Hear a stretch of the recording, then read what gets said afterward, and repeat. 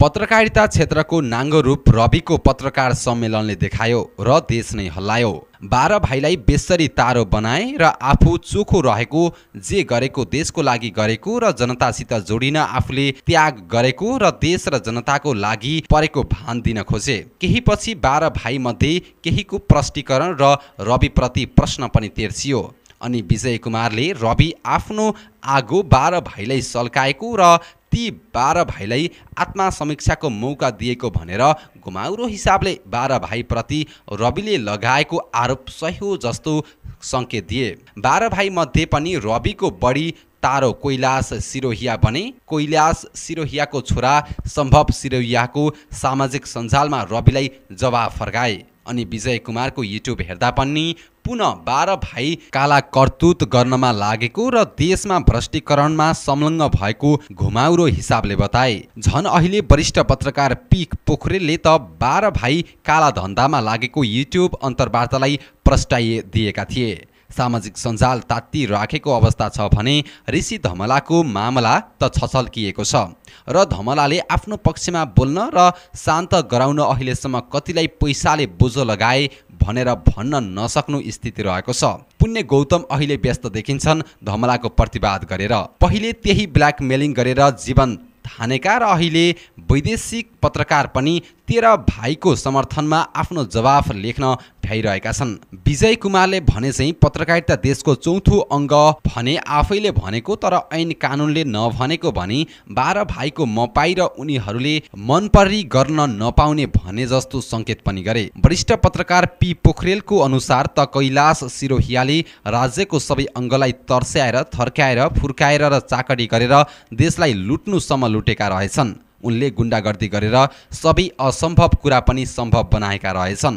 यस्तो गुण्डागर्दी गर्दा पनि राज्य मौन, पुरा राज्य लाज छोपेर कैलाश सिरोहियाको काटो खाएर बसेको रहेछ। अदालत समेतलाई प्रभाव पारेर बोल्न नसक्ने बनाएर राखेको रहेछ। यो पनि देखियो अवैधानिक तरिकाले कान्तिपुरको व्यापार बढी तर अन्तःशुल्क तिर्ने गोरखापत्र रहेछ। फेरि यिनीदेखि नतर्सिने पनि कोही रहेनछन्। कर्मचारी तन्त्रदेखि नेता र न्यायालय सबै त्यही भएर रहेछ। अहिले केही नेताले मुटुमाथि ढुङ्गा राखी बोल्नु पर्या छ भन्ने शैलीले मिडियाको बचाउ गरेर बोलेको देखिन्छ। मिडिया हाउसहरूले कुनै मुद्दा पाएपछि ब्ल्याकमेलिङ गर्ने र रकम लिने, विज्ञापन नपाएपछि पत्रकारहरू पछि लगाई त्यो संस्थाको सातो लिने, देशी विदेशीबाट रकम कमिसन लिने आदि विजय कुमार र पी पोखरेलले उल्लेख गरे भने रविले पनि त्यही औलाए। राज्यमा पहुँच बढाएर कैलाश सिरोहियाले फौजदारीको आपराधिक काम पनि रेकर्डबाटै मेटाउन सफल भएको बताए। यो सबै दृश्य देख्दा म नेपाल भ्रष्टाचार नियन्त्रणमा पत्रकार जगत बाधक भएको देख्छु। यो पनि थाहा भयो कि ती 12 भाइहरूको प्रक्षेपण नगरेको कारणले पत्रकार पी पोखरेल जस्तालाई कसरी ती ठुला भनिएका मिडिया हाउसले छुट्याएका रहेछन्। जसरी डाक्टर सुरेन्द्र केसीलाई आफ्नो मिडियामा लत्याउँदै आएका थिए र छन्। 12 भाइ मात्रै होइन, तिनका झड्केला धेरै छन् भनेर पी पोखरेलले भनेको देख्दा मलाई मेरो इमेल ठेगाना आउने क्यापिटल मर्चेन्ट बैङ्कको घोटालाको कुराले सम्झना गरायो।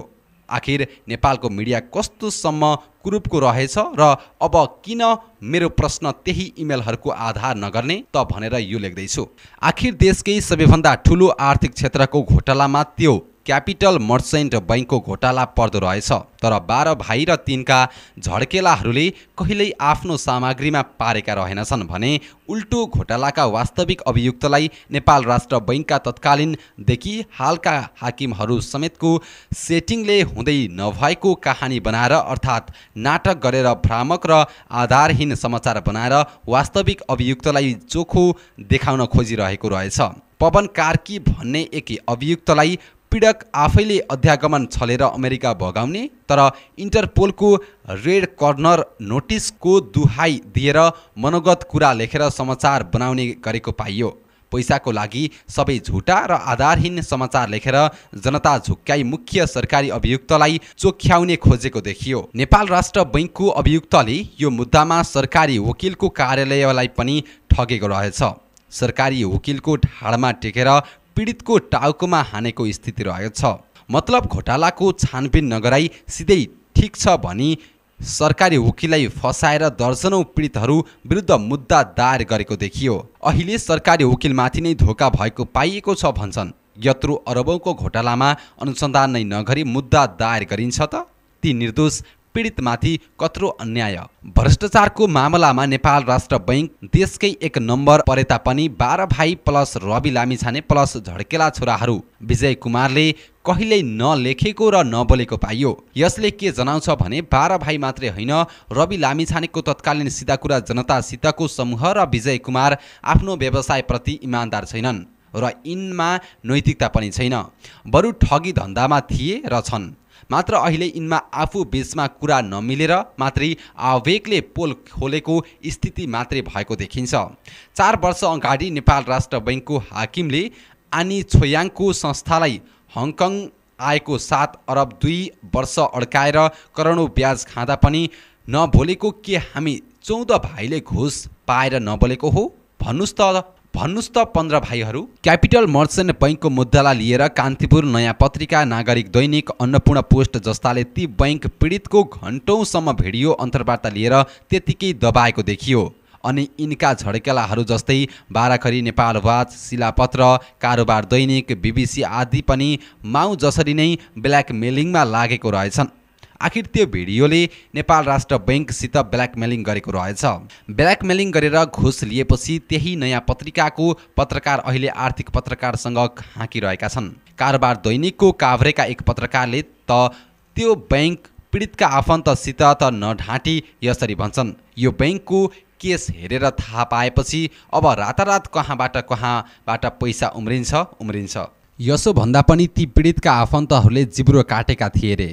12 भाइका झड्केलाहरू, नेपाल वाच, बाराखरी, कारोबार दैनिकहरूले पनि आफ्नो हैसियत अनुसार नेपाल राष्ट्र बैंकका अभियुक्तबाट रकम बुझ्ने गरेका रहेछन्। कतिपयले त भक्तपुरमा समेत जग्गा जुन्न भ्याएका रहेछन्। यी झड्केला मिडियाहरूले पसल त्यतिकै थापेका रहेनछन्। 12 भाइका एक अमित ढकालले त स्वीकारेका रहेछन् कि उनीहरूको कमाइले त उनको कर्मचारी पाल्नै पुग्दैन रे। कर्मचारी पाल्न नपुग्नेले अहिलेसम्म चलाएको भन्नेकै ब्ल्याकमेलिङ गरेर रहेछ। प्रश्न नै भयो। यी 12 भाइ र रवि लामिछानेको मुख्य दाता भनेकै नेपाल राष्ट्र बैंकको पुरानो र अहिलेको हाकिम रहेछन्, जसले त्यो अरबौंको क्यापिटल मर्चेन्ट बैंकको घोटाला दबाउन ती हाकिमहरूका बिचौलिया मार्फत असुली राखेका रहेछन् भने अहिलेको हाकिम केही महिना अगाडि उनी निलम्बनमा पर्दा उनको पक्षमा 13 भाइले सम्पादकीय नै लेखेर दिनदिनै रोइ कराई गरेका रहेछन्। त्यो रुबाईलाई साढे वकिलहरूले अदालतसम्म पुर्याएर र अदालतमा सेटिङ मिलाएर निलम्बन फुकाइदिएर उनीमाथि 7वटा गम्भीर आरोपको अनुसन्धान हुनबाट जोगाइदिने थिएनन्। त्यसैले त म भन्छु नेपालको मिडिया भ्रष्टाचार नियन्त्रणको बाधक छ। धन्न केही न्यायमूर्तिको साँच्चैकै न्यायमूर्ति परेछन् र अहिलेसम्म न्यायालयलाई जोगाइराखेका रहेछन्। अहिलेको रविको मुद्दामा केपी ओलीले सेटिङ मिलाउन सकेनन् र अर्को ऐतिहासिक फैसला भयो र देश बच्यो। नत्र ओलीको लागि पहिले नमागेको फैसला दिएर देशप्रति नै गद्दारी गरे चाहिँ अहिले पनि त्यस्तै प्रश्न उठ्थ्यो। अहिले त्यही ओलीको पछि लागेपछि अदालतमा सेटिङ मिल्छ र उनको पक्षमा फैसला आउँछ भनेर रवि बेसरी झुकिए। ऋषि धमला र रविको पत्रकार हुने योग्यता नै छैन भन्छन्, तर पनि यिनीहरू ब्ल्याकमेलिङ पोस्ट र यिनलाई जनता झुक्याउन आइहाल्छ।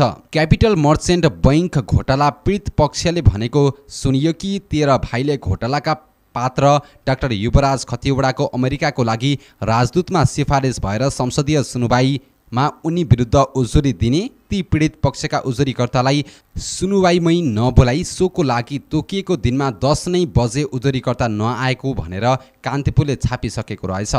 यसले कस्तो दरो भ्रष्टाचारको सेटिङ रहेछ भन्ने देखिन्छ। अनि सुनुवाईमा क्यापिटल मर्चेन्ट बैंकको घोटाला बारे सांसदहरूले बोलेको मन्तव्य जति काटेर 13 भाइले प्रस्तुत नै गर्ने गरेका थिएनन्। 13 भाइमा अहिले रवि छुटेर 12 भएको मात्रै हो।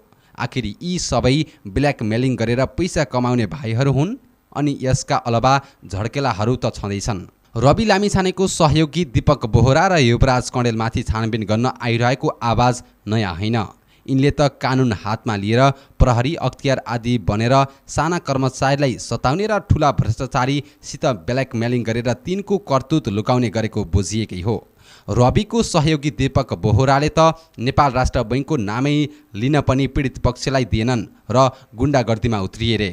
यी दुवै रवि हुन् जसले कानुन हातमा लिएर भूतसित अन्तर्वार्ता लिएको भनेर ललितपुरमा जनताको ध्यानाकर्षण गराएका थिए। सिआइबीसित सेटिङ मिलाएर जसरी भ्रष्टाचार पनि पहिलो दर्जाको 13 अरबको G4 र 70 करोडको भ्रष्टाचार गर्ने गोकुल बास्कोटाले यी 14 भाइलाई मिलाएर पछि बोल्दै बोलेनन् तब उनीप्रति जनताको मन शान्ति भयो र काभ्रेका जनताले उनैलाई जिताए। काभ्रेको जस्तै रविको ढोगी रूप बारे चितवनका जनतालाई पनि बुझ्न समय लाग्ने भयो। प्रेस सङ्गठनहरू नै यी सबै भाइको बचावटमा लागेको देख्दा ताजुब लागेको छ। यो खेदजनक छ। विजय कुमार अरुण बराल पनि नैतिकतावान र पेशागत धर्म थान्ने भएका भए यत्रो अरबको काण्ड गराउने ती राष्ट्र बैंकको अभियुक्तबारे किन एउटा टिप्पणी गर्दैनन् वा समाचार बनाउँदैनन् त? यो पनि सुने कि एक भाइ किशोर श्रेष्ठ भन्नेले त्यत्रो बैंकको ठगीको समाचार बनाउँछु भनेर हप्तौँ झुलाए। भित्री पेजमा आधा वर्ग इन्चको पढ्नै नसक्ने मसिना अक्षरमा छापेर छारो हाले रे। यो बुझ्न गाह्रो छैन राष्ट्र बैंकको अभियुक्तसित दरो ब्ल्याकमेलिङ गरेका रहेछन्। यो काण्ड गराउने अभियुक्तमाथि एक उच्च स्तरीय आयोग गठन गरेर छानबिन गराई कानुनी दायरामा ल्याउनु पर्थ्यो। अहिले त त्यस्तो सम्म सुनिँदैछ कि झड्केला छोराहरू सहित ती सम्पूर्ण भाइ मिलेर न्यायालयलाई प्रभावित पार्दै आएका छन् र विद्यमान न्यायाधीशहरूको पालामा कहिल्यै फैसला नहुने गरी अदालतका प्रशासनका कर्मचारी प्रभावित पारेर मुद्दाको बहस धकेल्न नेपाल राष्ट्र बैंकका अभियुक्तलाई सघाएका छन् रे। यो बैंकको घोटाला भनेको त यी 14 भाइ र झड्केलाहरूलाई ठुलो शिकार पो रहेछ। अख्तियार दुरुपयोग आयोगलाई सबै देखाएर सरकार पन्छिँदै आफू भ्रष्टाचार संलग्न भएको देखियो। प्रेस काउन्सिल भन्ने संस्थाको के यो ठगहरूदेखि डराउँछ? यी सबै मुख्य 14 भाइ ठग र यिनका झड्केलाहरूलाई कानुनको दायरामा ल्याउनु पर्दैन?